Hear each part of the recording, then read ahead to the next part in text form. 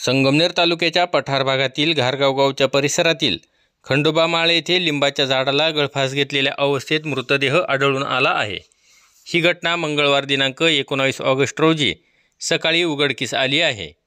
ज्ञानदेव पंढरीनाथ आगविले हा खंदरमाळवाडी परिसरात राहत असून त्याचा मृतदेह खंडोबा माळ येथील लिंबाच्या झाडाला गळफास घेतलेल्या अवस्थेत रस्त्याने ये-जा करणाऱ्यांना दिसून आला। लागलीच नागरिकांनी कुरकुंडी गावचे तंटामुक्ती अध्यक्ष पप्पू चौगुले यांना ही माहिती दिली। चौगुले यांनी तातडीने धाव घेत पाहणी करत घारगाव पोलिसांना याबाबतची माहिती दिली। पोलीस कॉन्स्टेबल बाबू गोडे, रोहिदास आंधळे, विलास कोकाटे यांनी घटनास्थळी धाव घेत पंचनामा केला व मृतदेह उत्तरीय तपासणीसाठी संगमनेर येथील कुटीर रुग्णालयात पाठविण्यात आला आहे। तर याविषयीची अधिक माहिती कुरकुंडी गावचे तंटामुक्ती अध्यक्ष पप्पू चौगुले यांनी दिली आहे। आज या ठिकाणी तारीख 19/8/2025 आज सकाळी 8च्या सुमारास येणारे कॉलेजचे मुलं आणि फोन आला। मी पप्पू चौगुले तंटामुक्ती अध्यक्ष कुरकुंडी। फोन आल्यानंतर कळलं की इथं कोणीतरी फाशी घेतली आहे आणि फाशी घेतल्यानंतर मी त्या तुरंत म्हणजे लगेच या ठिकाणी हजर झालो।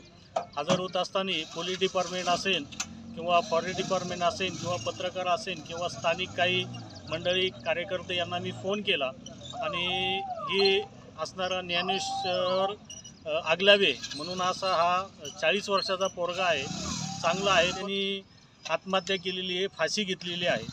मला एवढं सांगायचं आहे या ठिकाणी आता ही दुसरी अशी फाशी घेण्याचा हा प्रकार खंडोबा मंदिर सीताई कॉलेजच्या जवळ आणि हवेच्या अगदी लगत असणारा हा स्पॉट आहे, फॉरेस्टमध्ये आहे। मला अशी विनंती करायची आहे का ही जे आहे ही घटना अशी घडू नये, कारण नेहमी इथं लोक येणार, दारू वगैरे पितात, उठतात, बसतात।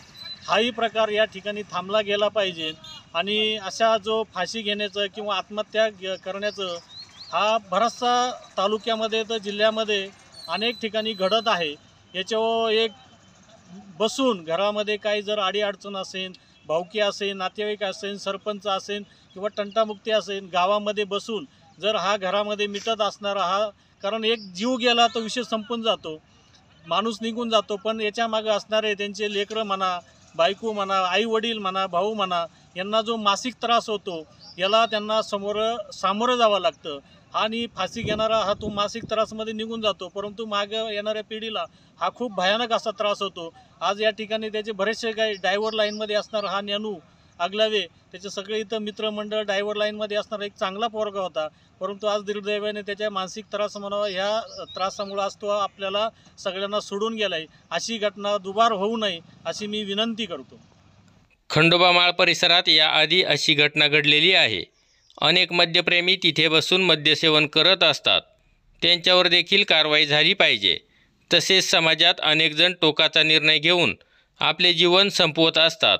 जीवन हे अनमोल आहे, त्यामुळे असे टोकाचे निर्णय घेण्या अगोदर त्यातून थोरामोठ्यांशी चर्चा करून मार्ग काढला पाहिजे अथवा सामाजिक संघटनांसह प्रबोधनकारांनी याविषयीची माहिती समाजात देऊन समाज प्रबोधनाचे काम केले पाहिजे असे मत सुज्ञ नागरिक व्यक्त करत आहे।